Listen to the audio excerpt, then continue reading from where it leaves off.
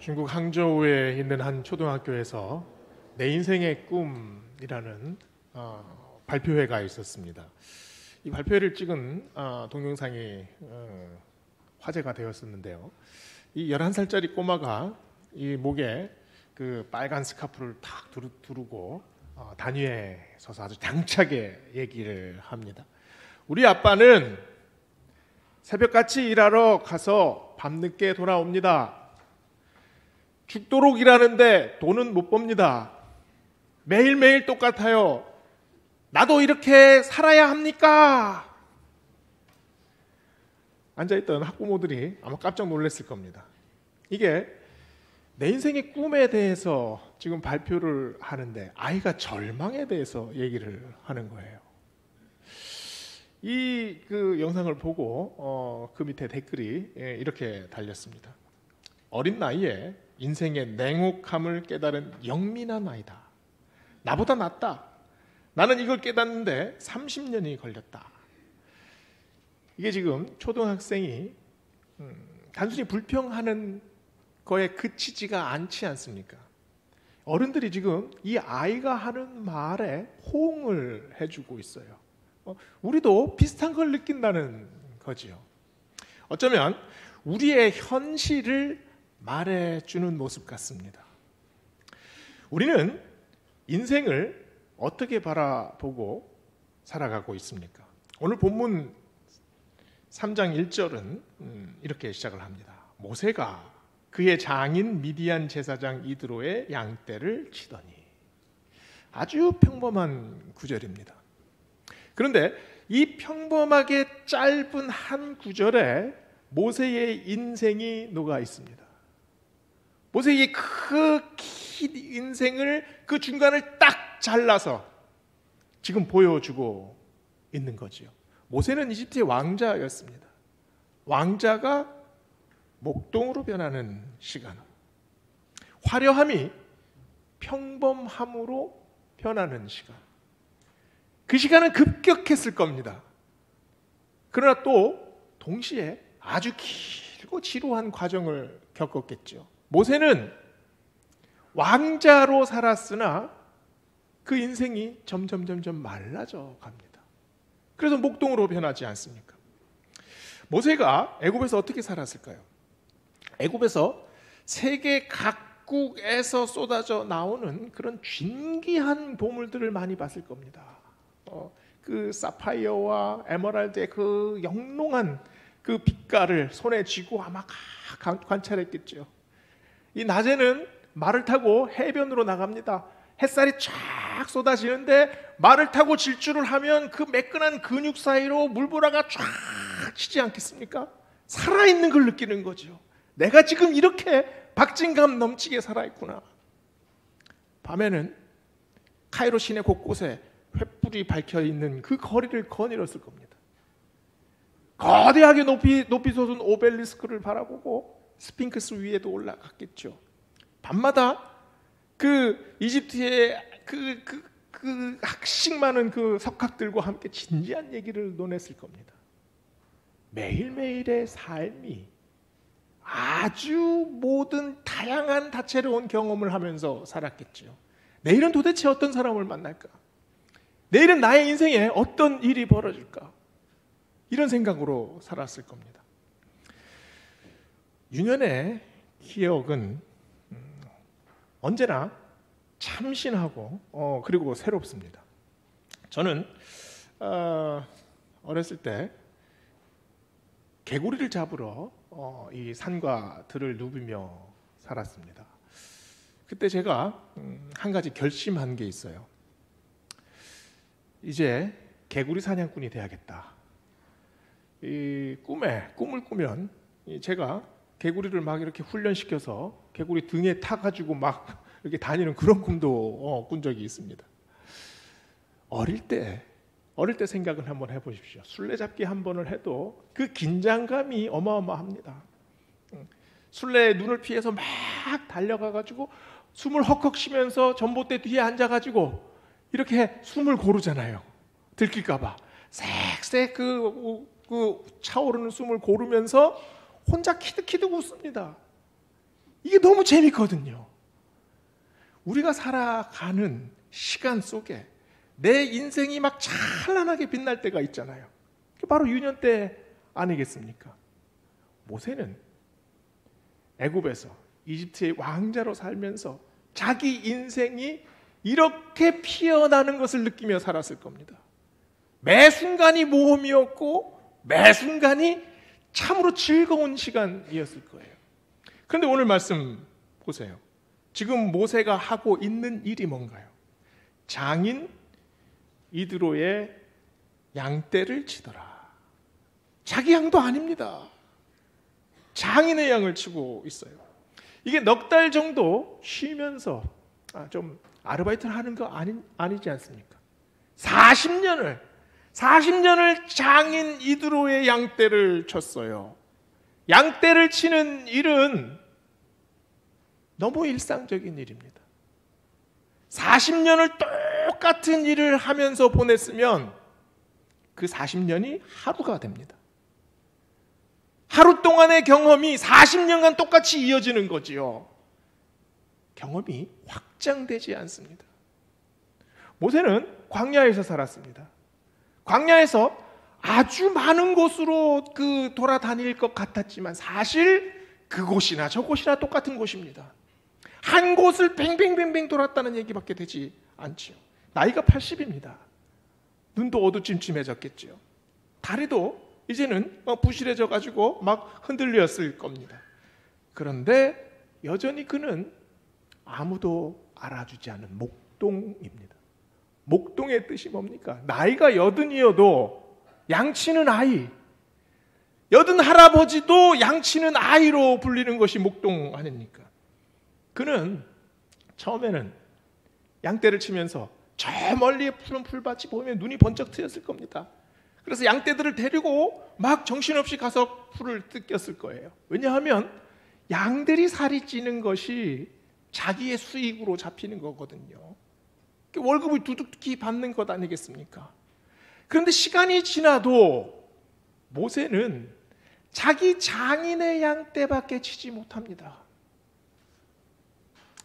만약에 모세가 자기 양떼를 아주 많이 모았으면 그러면 모세의 인생이 달라졌을까요? 모세는 그럼에도 불구하고 여전히 미디안 광야에 속해 있습니다. 모세의 마음은 그럼에도 불구하고 채워지지 않습니다. 왜냐하면 모세는 실패했기 때문이죠. 모세는 도망쳤기 때문입니다. 모세는 모든 사람에게 잊혀졌기 때문입니다. 모세는 자기를 들들 볶았기 때문이에요. 모세는 마음에 안정이 전혀 없었습니다. 이제는 아무것도 아닌 사람이 되어버렸죠. 모세 인생은 마치 광야에 부른 모래바람 같았습니다. 그리고 나뒹구는 지푸라기처럼 그렇게 자기를 바라봤을 겁니다. 연세대 철학과 김영석 원로 교수님이 100년을 살다 보니라는 책을 쓰셨잖아요. 이분이 자기 인생에서, 그러니까 사람의 인생에서 가장 큰 문제는 고독이다라는 말씀을 하셨습니다. 그러면서 이렇게 말씀하셨어요. 젊었을 때는 즐거움이 행복이다. 사랑하는 즐거움, 돈 버는 즐거움이 있다. 50대, 60대에는 성공을 행복이라고 느낀다. 그런데 점점 나이가 들어 80, 90이 되면 행복을 보람에서 찾는다. 나이 90이 넘으면 친구가 점점 없어진다고 합니다. 젊었을 때는 어머니가 집이었어요. 그리고 나이가 들면은 아내가 집이 됩니다. 그런데 90이 넘어서니 어머니도 떠나고 아내도 떠났습니다. 미국에 있는 LA 딸 집에 가서 한두 달 계셨다가 한국에 돌아와야 되는데 공항으로 정신없이 가서 비행기를 기다리는데 이런 생각이 들더래요. 이 김영석 교수님이. 서울에서 기다리는 사람도 아무도 없는데 왜 이렇게 서두르며 돌아가려고 하는가? 아무도 자기를 기다리는 사람이 없다는 겁니다. 고독이죠. 그러면서 90이 넘기면 자기에게 남기고 싶은 것은 점점 줄어든답니다. 그리고 계속해서 마음에 갈증이 생기는 건 좀 더 큰 사랑을 베풀어 줄 걸, 좀 더 다른 사람을 위해서 좀 더 아낌없이 베풀고 살 걸, 이런 생각이 자꾸 든대요. 그래서 제가 이 책을 읽으면서 마음에 깊이 남았던 글귀가 딱 한 구절 있습니다. 사랑이 있는 고생이 가장 큰 행복이었다. 사랑이 있는 고생, 그냥 고생이 아니라 사랑이 있는 고생이 바로 행복이다라는 말이죠. 이분이 90년 인생, 100년이 넘는 인생의 그 가장 그 자신의 깊은 연륜 속에 담은 행복의 정의입니다. 그냥 고생이 아니라 사랑이 녹아있는 고생이 행복이다. 아무리 노력해도 고생뿐입니다. 이렇게 살아야겠습니까? 외친 초등학생의 불평과는 엄청난 차원이 다른 말이지요. 고생은 고생입니다. 그러나 그 고생 안에 사랑이 있으면 그 고생은 고생이 아니라 행복으로 변한다는 거죠. 이게 단순히 고생을 위로하는 말입니까? 아니면 고생이 계속 진행되다가 어느 순간 갑자기 행복으로 쫙 변한다는 말입니까? 핵심은 뭡니까? 핵심은 고생이 아니라 삶에서 희생이 있는 곳에, 희생이 있으면 그 고생은 고생으로 끝나지 않는다라는 말입니다. 누군가를 위해 나를 내어주는 일, 그리고 누군가를 위해 내가 고생을 감수하는 일, 그리고 기꺼이 희생하는 일, 여기에 행복의 뿌리가 있다라는 말 아니겠습니까? 전도서는 지혜의 말씀입니다. 전도자가 일생 경험하고 또 고민하고 또 생각했던 모든 것들을 일필휘지로 쫙 적어놓은 그런 말씀이 전도서 아닙니까? 이 전도서의 첫 절, 전도서를 탁 피면 처음 나오는 말씀이 뭡니까? 헛되고 헛되니 헛되고 헛되니라. 모든 것이 헛되다는 말입니다. 지금 진리가 뭐라는 말입니까? 헛되다! 인생은 헛됩니다. 맞습니다. 그러나 전도서에서 강조하는 것은 헛되다는 것을 강조하는 것이 아니라 인생이 헛되다는 것을 알면 그것은 헛된 인생이 아니다 라는 것을 강조합니다. 여기에 역설이 있죠. 허물을 직시하면 헛되다는 것 안에 그냥 머물면 인생은 그 모든 것들이 헛됨으로 끝납니다. 인생은 헛돼요. 그러나 이 헛되다는 것을 깨닫고 그 텅 빈 곳에 뭔가를 의미 있는 것을 채워 넣으면, 뭔가가 다르다는 걸 발견하면 그 인생은 헛된 것으로 끝나지 않습니다. 이것이 전도서의 고백 아닙니까? 그 안에 사랑이 있으면, 그 안에 희생이 있으면, 그 안에 뭔가 의미가 녹아지면 그 인생은 헛된 것으로 끝나지 않습니다. 모세는 40년 미디안 광야에서 살았습니다. 이집트에서의 40년과 비교하면 얼마나 쪼그라든 인생입니까? 그리고 자기의 인생이 그냥 바람처럼 막 흩어지는 걸 느꼈을 겁니다. 아무도 자기를 알아주지 않습니다. 철저한 무명인으로 살았어요. 그의 인생에서 비난하고 싶은 마음도 있었을 겁니다. 원망하고 싶은 마음도 있었을 거예요. 그런데 미디안에서 목동으로 살았던 40년간 그 원망의 마음도 찾아듭니다. 비난의 마음도 찾아들어요. 모세가 경험했던 미디안 광야 40년 세월이 헛된 세월이었습니까? 자신을 돌아보는 세월이 됐죠. 40년 전 애굽에서 사람을 죽였던 혈기, 그 치기 어린 마음, 이 모든 것들이 가라앉았습니다. 이 40년 동안 하나님께서 모세를 가라앉히셨죠. 이런 상황에서 모세가 정말 신비한 경험을 합니다. 신비한 상황 속으로 들어가요. 산중턱에 떨기나무가 불타고 있었습니다. 저는 성경을 읽을 때마다 이 장면이 너무나 인상적이에요. 왜냐하면 광야는 특히 이스라엘의 광야, 그 밑에 아라비아의 광야는 다 회색입니다. 나무가 없어요. 모든 것이 자갈밭이고 모든 것이 회색 빛깔로 그냥 아주 단조롭습니다. 그런데 그 한가운데, 회색 빛깔 그 한가운데 지금 불길이 치솟습니다. 아주 강렬한 불끈빛. 오늘 말씀해 보면 2절에 떨기나무에 불이 붙었으나 그 떨기나무가 사라지지 않아야 하는지라. 이게 모세의 호기심을 자극하거든요. 이 무채색의 공간에 불꽃이 확 일어나는 겁니다. 그 회색 한가운데 떨기나무가 불타고 있어요. 소나무가 타는 걸 보신 적이 있습니까? 소나무에 불이 붙으면 1분 안에 화염으로 휩싸입니다. 다다다다다닥 소리를 지르면서 그냥 소리 막 타는 소리가 나면서 완전히 한꺼번에 불이 확 붙어 버려요. 그런데 지금 모세가 바라본 곳은 나무에 불이 붙었는데 이게 타질 않습니다. 탄다는 것은 사실 격렬한 산화 반응이에요. 주변의 모든 산소를 확 끌어당겨서 그 안에서 열과 빛을 뿜어냅니다. 그런데 이 불길 안에 있는 것은 모두가 재가 돼요.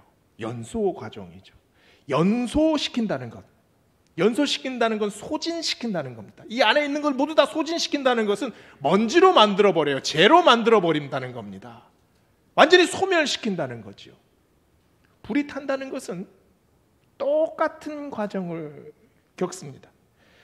예외가 없지요. 재료를 태우지 않고 파괴시키지 않고 타는 불은 없습니다. 그런데 모세가 바라본 불은 전혀 다른 불입니다. 모든 것을 빨아들여가지고 잿더미로 만들지 않습니다.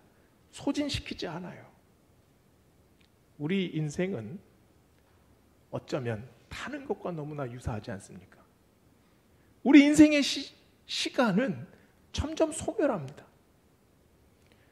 우리 인생의 모든 기억과 또 우리의 인생에서 누리는 모든 것들은 서서히 진행되는 것 같으나 결국은 재로 변하는 것 아니겠습니까? 그런데 모세가 발견한 불은 완전히 다릅니다. 격렬하게 불타고 있지만 소멸시키지 않아요. 그 안에 있는 재료가 그대로 있습니다. 오히려 생명으로 빛나고 있지요. 그래서 모세가 3절에서 이렇게 말합니다. 내가 돌이켜 가서 이 큰 광경을 보리라. 떨기나무가 어찌하여 타지 아니하는고. 왜 떨기나무가 타지 않는가? 이것은 모세의 인생에서 너무나 중요한 질문입니다. 왜 내가 광야에서 이렇게 썩어집니까? 내 인생이 왜 광야에서 이렇게 아무도 알아주지 않는데 벌써 노인이 되었습니까? 나는 이렇게 살아야 합니까? 이게 모세의 질문이지 않습니까? 왜 모세를 하나님께서 광야로 보내셨습니까? 모세를 방치시키기 위함입니까? 모세를 싸그리 태워버리시려는 의도인가요? 완전히 그냥 잿더미로 만드시려고 그렇게 하셨습니까? 하나님의 목적이 뭡니까? 하나님은 왜 모세에게 떨기나무의 불꽃을 보여주셨습니까? 타도 사그라지지 않는 불이 있다. 너의 인생이 연소 과정이 아니다. 네 인생이 시간이 지나면 잿더미로 흩날리는 먼지로 흩어지는 것이 아니다. 나의 불을 받아라. 나의 불을 느껴라. 하나님께서 모세를 지금 광야 한 군데에서 이렇게 부르셨잖아요. 넋을 잃고 바라보는 모세에게 하나님께서 말씀하십니다. 모세야, 모세야, 이리로 가까이 오지 마라. 네가 선 곳은 거룩한 땅이니 내 발에서 신을 벗어라. 모세는 자기도 모르게 하나님의 영역으로 들어갔습니다. 하나님의 영역. 세상에 하나님의 영역이 뭡니까? 이 모든 세상은 다 하나님의 영역입니다. 이 모든 것은 다 거룩하신 하나님께서 지으신 것이에요. 그러나 우리는 그곳에 하나님이 계시다는 사실을 인지하지 못하지요. 그래서 하나님께서 우리 삶 속으로 들어오십니다. 그래서 우리 삶 속에서 말씀하시지요. 이곳이 바로 나의 거룩한 곳이다 라고 말씀해 주십니다. 우리가 사는 인생의 땅은 광야 아닙니까? 허무의 땅입니다. 또 거친 땅이죠. 그 땅에서 우리가 처음부터 하나님을 고백합니까? 우리는 인생의 쓴맛을 느끼고 나서, 인생의 참으로 혹독한 경험을 하고 나서 더 깊이 하나님께 다가갑니다. 교회를 몇 번 다니신 분들 중에서 이런 말을 하시는 분이 있어요. 교회를 다녀봤는데 교회 다니는 거나 다니지 않는 거나 뭐 똑같습니다. 교회에 있는 사람들도 서로 그렇게 싸우고 미워하고 시기하고 우리하고 뭐가 다릅니까? 맞는 말입니다. 교회의 공간과 세상의 공간은 전혀 다르지 않습니다. 똑같은 공간이지요. 그런데 우리는 매주일 이곳에 와서 예배를 드립니다. 똑같은 예배를 드리지만 그 예배 속에서 하나님을 만나는 사람이 있습니다. 똑같은 시간에 똑같은 기도를 하고 있지만 그 시간 속에서 하나님의 거룩한 땅으로 진입하는 사람이 있습니다. 그곳에서 고백이 터져 나오고 그곳에서 감사가 흘러나오는 사람이 있어요. 똑같은 광야죠. 인생의 똑같은 문제를 만납니다. 똑같은 갈등에 빠집니다. 그러나 그곳을 내 인생의 그 땅을 은혜의 땅으로, 거룩한 땅으로, 하나님이 인도하시는 땅으로 고백하는 사람이 있지 않습니까? 내 발에서 신을 벗어라. 무슨 말씀입니까? 네가 신은 신발은 더러운 신발이니 벗어라. 여기에 너는 들어올 수 없다. 이런 말씀입니까? 하나님을 만나라 라는 말씀 아닙니까? 하나님과 접촉해라. 너의 피부로 하나님을 만져라. 너의 영혼을 열고 하나님을 맞이해라. 적극적으로 하나님을 경험해라. 이 말씀 아닙니까? 하나님을 만나면 내 인생의 광야가 거룩한 땅으로 변합니다. 그 말은 내 삶의 모든 곳에서 하나님의 성전이 세워진다는 말이지요. 허무의 땅이 영광의 땅이 됩니다. 내 인생에서 일어나는 수많은 경험들, 내 삶 속에서 경험했던 나의 고생들, 이 시간이 하나님의 시간으로 변하는 시간이 바로 이 시간입니다. 그래서 내가 이제는 내 인생을 위해서 사는 것이 아니라 하나님의 시간으로 들어갑니다. 하나님을 경험합니다. 하나님께서 나를 이끌어 주십니다. 나는 다른 사람들과 다릅니다. 이 고백이 여기서 나옵니다. 왜냐하면 바로 그곳에 하나님께서 불꽃을 주시기 때문입니다. 그 불꽃을 어디에 주셨습니까? 바싹 마른 떨기나무 한가운데에 하나님께서 불꽃을 주셨습니다. 그 불꽃은 치열한 불꽃입니다. 타도 꺼지지 않는 불꽃이지요. 그리고 중요한 것은 그 불꽃은 그 불꽃 안에 있는 재료를 소진시키지 않습니다. 아무리 뜨겁게 타도 그 안에 있는 것이 재가 되지 않습니다. 오히려 살아서 움직이지요. 오히려 생명으로 뜨거워집니다. 그 불꽃을 어디에 주셨습니까? 바로 우리 마음 한가운데 주셨습니다. 내 영혼 바로 이 한가운데 하나님께서 그 불꽃을 우리에게 주셨어요. 그 불꽃이 무엇을 태웁니까? 내가 가진 절망, 내가 가진 허무함, 내 마음속에서 일그러진 나의 욕망들, 하나님 보시기에 부끄러운 일들, 이 모든 것들을 그 불꽃으로 태워주시지 않습니까? 태우시기만 합니까? 녹이시고 채우시고 그리고 변화시키시고 다시 타오르게 하십니다. 하나님의 불꽃이 내 인생에 임하면 내 인생이 하나님의 불꽃이 됩니다. 다시 뜨거워지죠. 내 영혼에 하나님이 불을 일으키시는 겁니다. 모세가 하나님 앞에 섰을 때 명령을 받고 애굽으로 걸어서 들어갈 때 다 말라 빠진 지팡이 하나 들고 애굽으로 들어갔습니다. 그런데 그 지팡이가 어떤 지팡이로 변합니까? 불꽃 지팡이로 변합니다. 하늘을 울리고 바다를 가르는 하나님이 사용하시는 불꽃 지팡이로 변하지 않습니까? 욥이 한 고백, 고난 속에서 욥이 한 고백이 모세가 하나님의 불꽃을 받은 그 고백을 그대로 하지 않습니까? 욥이 어떤 고백을 합니까? 나의 가는 길을 오직 그가 아시나니 그가 나를 단련하신 후에 내가 정금같이 나오리라. 고난 속에서 단련받고 단련 속에서 욥은 불꽃 신앙으로 변해요. 열왕기상 18장 36절에 보면 엘리야가 갈멜산 꼭대기에서 기도하며 선포합니다. 그 내용이 하나님 여호와여 주께서 이스라엘 중에서 하나님이신 것을 알게 하소서. 내가 주의 종인 것과 주의 말씀대로 이 모든 일을 행하는 것을 알게 하소서. 이 기도를 끝나자마자 하늘에서 불이 쏟아집니다. 그리고 제단을 확 불태웠어요. 재물만 불태웠습니까? 엘리야가 이 불로 불꽃 선지자가 되지 않습니까? 사도행전 2장 3절에 하나님의 불꽃을 이렇게 증언합니다. 성령이 임할 때에 불의 혀같이 갈라지는 것이 각 사람 위에 있더니 모두가 성령의 충만함을 받고 다른 방언으로 말하기 시작하니라. 하나님의 불을 경험한 모세가 어떻게 달라집니까? 미디안 광야 40년, 목동으로 살았던 40년, 이 미디안 광야와 출애굽 광야가 달랐습니까?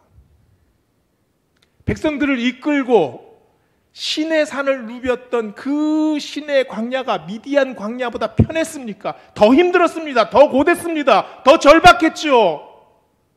더 어쩌지 못하는 어려운 상황 속에 더 빠져들었잖아요. 성경을 아무리 뒤져보십시오.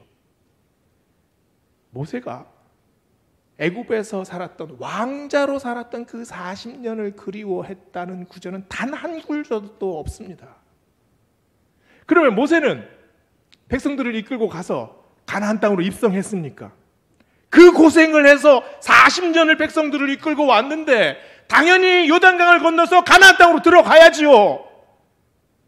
그러나 모세는 가나안 땅으로 들어가지 못합니다. 민수기 마지막에 느보산 꼭대기에서 그 간절한 눈으로 가나안 산과 들을 확 훑어요. 얼마나 그 땅에 들어가고 싶었겠습니까? 그러나 들어가지 못합니다. 모세가 절망했습니까? 모세는 그 느보산 꼭대기에서 감격합니다. 하나님이 나를 여기까지 이렇게 인도해 주셨습니다. 40년간 아무도 기억하지 않는 그 목동의 인생에 있던 그 먼지 구덩이에 파묻혀 있던 나의 인생을 기억해 주시고 선택해 주시고 불러주시고 불꽃으로 입혀 주셔서 나를 하나님의 선지자로 만들어 주셨습니다. 이 인생이 얼마나 감사한 인생입니까? 모세는 그 고백을 합니다.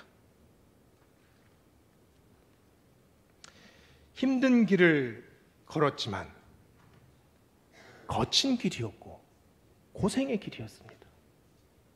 그러나 그 길은 모세의 인생에서 가장 행복한 길이었습니다. 왜냐하면 백성들을 사랑하는 길이었으니까요. 왜냐하면 하나님의 명령을 따라 걸었던 길이었으니까요.